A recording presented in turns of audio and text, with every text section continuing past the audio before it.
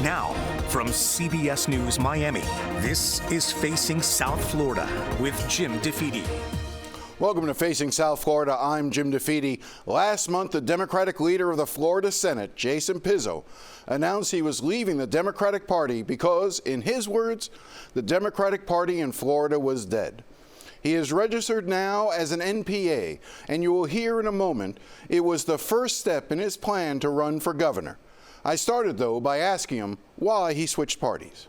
It just felt like the right and natural thing to do, and I thought I'd be sort of happier, and I find myself being very happy. I think people are, generally speaking, I think even from the Republican side and from the Democratic side, just sort of unhappy and kind of just angry at each other or angry at themselves on a lot of issues. Not a lot's getting done. It's been rather disruptive, the whole partisanship thing, and very polarizing. And so, thinking back on all the issues that were most important to me in our district, they weren't partisan, whether they were tragedies or triumphs. They had nothing to do with political parties, and I think that was just holding everything up. So I made the move. I guess one of the criticisms that I often hear is, in leaving the party, you can express a view that you're doing it for the reasons you're now saying, the fact that you feel happier, that you feel that you don't need to be partisan on a lot of these issues. But why trash the Democrats on the way out the door? Why declare the Democratic Party dead? Why give them a parting shot as you leave? Well, it just to keep a clear conscience about how I felt. There was so much, repeated sort of being careful and the pressure of saying the right thing or not offending this person or this group, or instead of just being, grown-ups and just being rational and reasonable. And I had, committed and performed on trying to raise the resources and the attention and the legitimacy and thinking back on it and knowing that, I was at the precipice of probably, having to get into a very large commitment, both of time and resources on behalf of the party or the party, name attached to me in whatever I may do next. And, I thought about it and it just wasn't, it's not a good investment. Where do you think the Democratic Party has gone wrong in the state of Florida? I the same things that I've said, in speeches and on the floor. And listen, I'm very sort of, equitable with my treatment on both sides. It's, I've said, and, I think you've said and alluded to the same. It's not really Republican versus Democrat anymore. It's, you see, especially in this session, this past year, it's Republican versus Republican. And on the Democratic side, it's taking the bait and on issues that are obviously meant to distract and be disruptive and very loud, but not very productive, instead of just sort of focusing on really basic things. So, I've had a number of bills over the years that the first or second year they wouldn't hear them, and then they would pass 3, 4, 5, 6 years later, with a Republican's name on it. And I think, again, I go back to the parts of this public service sort of, part of my life, whether it was Surfside collapsing and needing condo reform, whether it was the unemployment crisis, and whether it's just people calling for basic needs and necessities and services. We don't ask what their party affiliation is. And yet people in the party, people that are supposed to be public servants first and serving the public, are just really sort of angry and exclusive to, either this is how you can, what you conform to, or else. And I can't be threatened by or else. So are you running for governor? That seems to be what you're alluding to when you talk about, the next steps I may take. Are you planning on running for governor? Yeah. Yes, I am. Okay. And what kind of a vision do you want to lay out as part of your candidacy? Why should people care about what you want, or let me rephrase that. Tell me what it is exactly that your vision would be in terms of what you would do as governor that we're not seeing today. So I've encountered tens of thousands of people since I first started serving in office, again, through good times and through bad times. And I come back to the common denominator. It's what's really important today, but what's also most important for the future. And and it really hasn't gotten a lot of attention, and I'm concerned that it needs more attention. But the current budget that we have in the state of Florida, how we spend, what we spend money on, we're heading right to a pretty serious deficit. We've beaten our chest with $16 and $15.5 billion surpluses, but a lot of ARP money. but we need somebody who can balance a checkbook, who understands finance, not just economic theory, who's concerned about infrastructure and resiliency and the environment and education and all of these things that are top of mind for people, that are just trying to keep a roof over their head, keep their kids clothed and educated. And it's not rooted in either the rhetoric that the Republicans want to push. And honestly, Jim, it's not really helpful, and it's not productive for the, visceral reaction that Democrats have to every little step or statement that the Republicans make. They want people that says, listen, how am I going to pay my taxes? How am I going to pay my mortgage or my rent? Is my environment, when I flush my toilet, will it work? When it rains, is it going to inundate me with flooding? And can I really even afford to live here with property insurance? And here's the bottom line. There are like 4 or 5 of us out of 160 elected representatives, and I have sympathy for a lot of them, but there are very few of us who don't need to take a $50,000, $100,000 check from a donor to a PAC to tell us how we should vote and what we should think. And I'm sorry that we're in this situation, but that's where we are. That's really where we are. It's the largest donors, it's the largest special interests and lobbyists that control the destiny and the quality of service that comes from a lot of our elected officials. That's the bottom line. I hate that we're here, but I'm really concerned if me or somebody like me is not in the mix. And that's what's most concerning, because I'm doing this now for my kids. I'm doing it. I realize I've been doing it the whole time for my kids, and I'm doing it for our community. And most of the people, you can rattle off the people that want to be critical of the move that I made and the position I've taken, the things that I've said. There's an interest that's not clear altruistic public service rooted behind whatever the sentiment of those statements are, I assure you. So are you planning on self-financing your campaign? Or are you saying you're not going to take PAC money or other outside dollars? It'll be private. I'll raise it myself. But here's the thing. I have on many occasions been presented with, a large check, and then someone tries to make some sort of position attendant to it or attach some kind of expectation, and I hand it right back. I think I have a running list of the checks I've handed back. I took a position on the ballot amendment as it relates to the legalization of marijuana, really for decriminalization of marijuana. I got a check from Trulieve and I gave it right back. I didn't take any money from them. So I'm going to be on the right position that I think is the right position based on the merit of the position and not based on a donation. And it sucks that we're here, Jim, but that's the reality. Can an independent win in Florida? I guess that's the real question. Democrats believe that if you were to get into the race, that you would be a spoiler, meaning that Democrats would never have a chance of defeating a Republican. Well, 2 things. One, if they think that I'm a spoiler, then they're concerned about the merit of their own message and the strength of their own message or policy or whatever it is. But really, the reality is that there are a lot of really, really excited people and groups about my position, about what I said and where I am. I hear it every single day in droves about, listen, this is where happy people, almost should be. And I've been in 2 competitive races. I unseated a sitting state senator in my first race. Remember, it was not a closed primary, so it was open, which meant Republicans, NPAs, and Democrats voted in that race. And I just went to a general this past November where Trump won by 3.5 points, and I won by 16. People need to really understand, I know you do, NPAs decide who wins, elections in this state. There's 3.7 million of them. What is it about your story that you want people to know as they begin deciding whether or not to support you? As a son and as a father, I've been just so focused and concerned about the well-being of our community.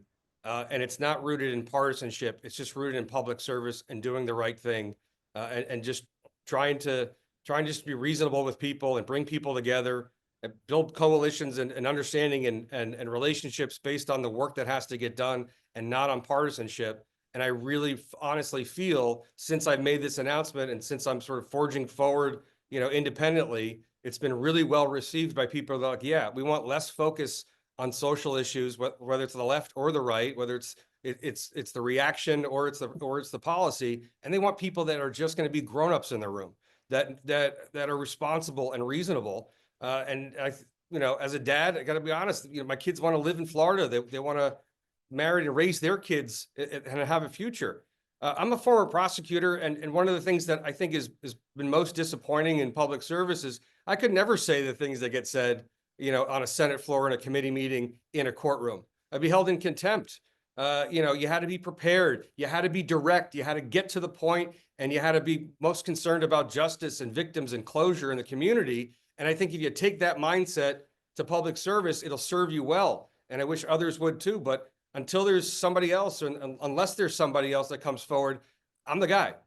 When we come back, we have an emotional end to the story we've been reporting for years, the story of Tristan Murphy and how the legislature is reforming how the mentally ill are treated within the criminal justice system. Plus, we look at the new condo bill that legislators believe will bring relief to those who are struggling with higher assessments. Stay with us.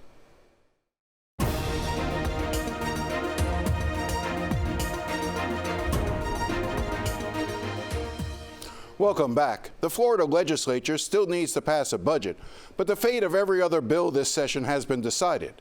And one bill that we've been closely tracking is the Tristin Murphy Act.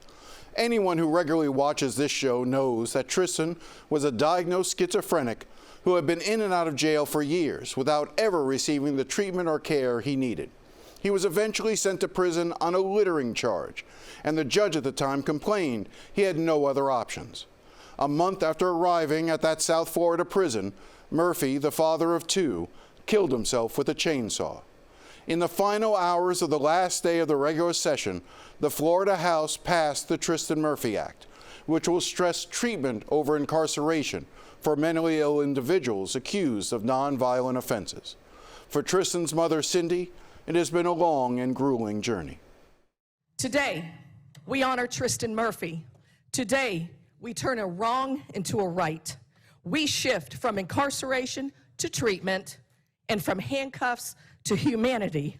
Tristan's parents, Cindy and Dennis Murphy, traveled to Tallahassee to meet with legislators over the past 2 years, hoping to change how the criminal justice system deals with the mentally ill so that what happened to their son wouldn't happen to anyone else. House Amendments 1149231. On Friday, they gathered with friends and family in Port Charlotte and waited anxiously to see if the House would pass the bill in its closing hours.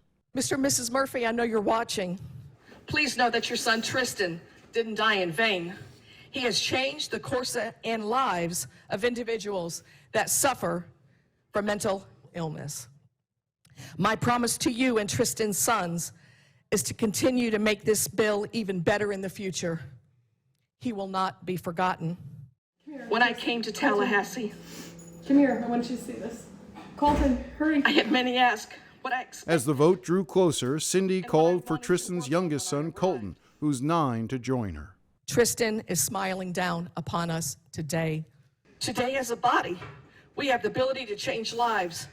So let all of us be up for Tristan Murphy today. Yes. With that, I close. Mr. Speaker. Members, all in favor of the motion say yea. Opposed, no. The motion is agreed to. The question now occurs on final passage of CS for Senate Bill 168. The clerk will unlock the machine and members will proceed to vote. Have all members voted? Have all members voted? Yes. Sir, all yeses. The clerk will lock the machine and announce the vote. 99 yeas, 0 nays, Mr. Speaker. Show the bill passes. Read the next message. The Honorable Daniel Perez, Speaker. I am directed to inform the House of Representatives that the Senate has amended. More than 3 years after her son killed himself,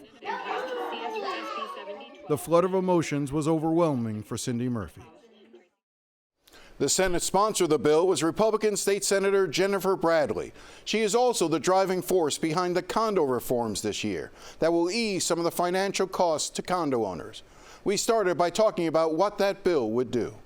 We have spent, Senator Pizzo and myself spent, several years really, but much of last summer meeting with associations, having a summit with all of the stakeholders and really listening. And there's a lot of concern on the part of owners that the implementation of Surfside would happen too quickly, that they wouldn't be able to financially catch up.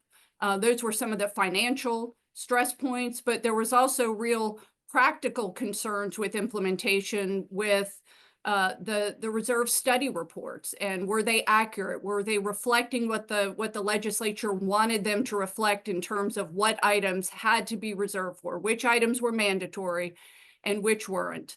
So we went into this session to try to craft a bill that would provide both financial relief and flexibility, as well as streamline some of the processes that associations have to navigate in order to comply with the post-Surfside regulations. And it seems the critical part of the bill allows for associations to take out lines of credit as opposed to actually assessing individuals and acquiring that money and putting it into an escrow account. You would able to have lines of credit. Am I stating that correctly? You are, and that's a provision that I have tried to get in the condo bill for several years now.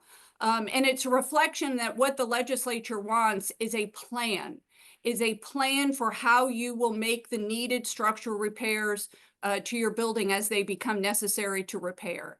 That means it doesn't have to all be cash on day one.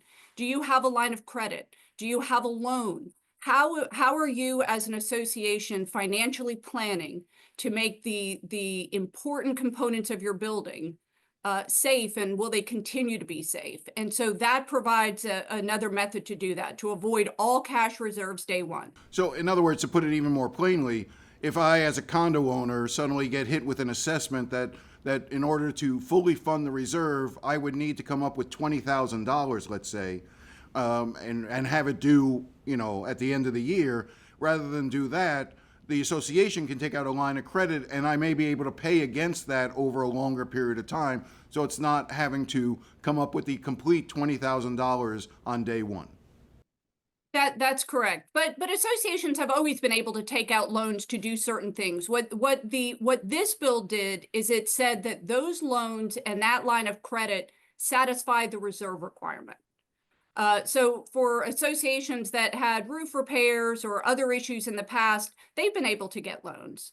But what this bill does is it says that when you're looking at the required reserves, those don't have to be in cash. And that was a big pressure point for associations, realizing that the legislature was requiring it to all be in cash. We had to provide that express authority for associations to be able to rely on a line of credit or loans to satisfy that reserve obligation. But again, as you said earlier, the real impetus of all these bills, going back to the original bill that Speaker Danny Perez introduced, to the bills that you've been working on ever since, is to make sure associations are dealing with the problems that they have in their buildings and not ignoring them, which was one of the underlying issues at Surfside, correct? Absolutely. And the safety component of this bill is untouched. It's this making sure our condos are safe is non-negotiable. We saw just this week in Clearwater, a 14-story condo was evacuated. They had been completing milestone repairs, and it was through that process that a big structural deficiency was found, and the building was evacuated. Now those columns will be shored up. Owners will be allowed to return. That's not the first time we have seen this. There have been dozens of evacuations as a result of engineers going through buildings and doing that full assessment. When you have buildings that are 50 years old on the coast, that have never had some very repair and maintenance that has been quite deferred, we have to make sure they're safe. And the milestones are doing that. And I believe the milestones are already starting to, we're seeing the life-saving benefits of having these inspections. I want to just sort of touch on a bill that you and I have talked a lot about over the past couple of years, which is the ultimate fruition of the Tristin Murphy Act. You and the Senate President were the driving forces behind this bill. It's now passed both the House and the Senate, on its way to the governor, hopefully for his signature. I don't think there's any reason to believe that he won't sign the bill. As you reflect on doing this, on getting this done, what are your thoughts in terms of how significant is this for you on a personal level to just sort of get this bill across the finish line? That bill in a session that was marked with, as we've discussed, some acrimony, some real tension between the chambers. That bill was really special. Special for me personally, because I came to know and so appreciate the Murphy family for really sharing their family story to try to make the world better and the state better for other families, but very, very meaningful for me personally. And I think that bill is really a piece of landmark legislation in terms of addressing that intersection of mental health and criminal justice. If you talk to sheriffs, they recognize that they are not equipped to deal with the most severely mentally ill in Florida. So let's provide options. Let's provide an off-ramp. Let's provide a way so that people who are severely mentally ill don't find themselves in our prisons. And we can do that. They're doing that in parts of the state. Judge Leifman was an incredible resource. He's doing that in Miami. So let's set up a model program that local governments and jurisdictions can adopt. There's grant money available. And let's let them do that. Let's let them use that money and expand. And I think it is really landmark legislation. So appreciative of the Murphys. And really it's one that when you're not in office anymore, 8 years goes very quickly when you're in office. And that is one that at the end of my time of service, I will look back on and know that we really moved the ball. If you would like to see our documentary, Warehouse, The Life and Death of Tristan Murphy, you can find it at cbsmiami.com. When we come back, a word about the new Pope and the passing of Rabbi Sholom Lipskar. Stay with us.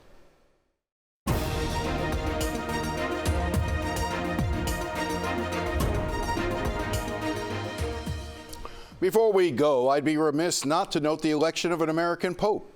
When I went to St. Patrick's Elementary School in Brooklyn, I'm not sure any of the nuns or priests would have thought there would have ever been an American Pope. And as someone who describes themselves as a Catholic, albeit not a very good one, I'm actually excited by the prospect. It would also be a mistake not to note the death of Rabbi Sholom Lipskar, who founded and led the Shul of Surfside. I came to know Rabbi Lipskar following the Surfside building collapse. Many of those who died were members of his shul. I spent time interviewing him, and he was a remarkable person, a man of true kindness. I wanted to play this clip from my documentary, Surviving Surfside, in which the rabbi talked about how he approached those devastated by the tragedy. We didn't come in saying, hey, believe in God and everything's going to be good. We said, what do you need? Do you need a jacket? Do you need a blanket? Do you need soda? Do you need a telephone? What do you need? Do you need somebody to talk to? That's all. It was a human contact of the highest level of kindness. We should definitely not wait for moments of tragedy to be able to evoke that kind of positivity and goodness and kindness. We should experience that every single day as we walk through the street and are able to help somebody. And at least it might give some reason that this tragedy would have had a purpose in itself. Because as a result of this tragedy, millions of people will start being better people. I'm not saying it's worth it, because it's not my role to say anything like that, but at least it will give them meaning. No matter what your faith, we could all use more of that kindness today. Thanks again for watching, and enjoy the rest of your day.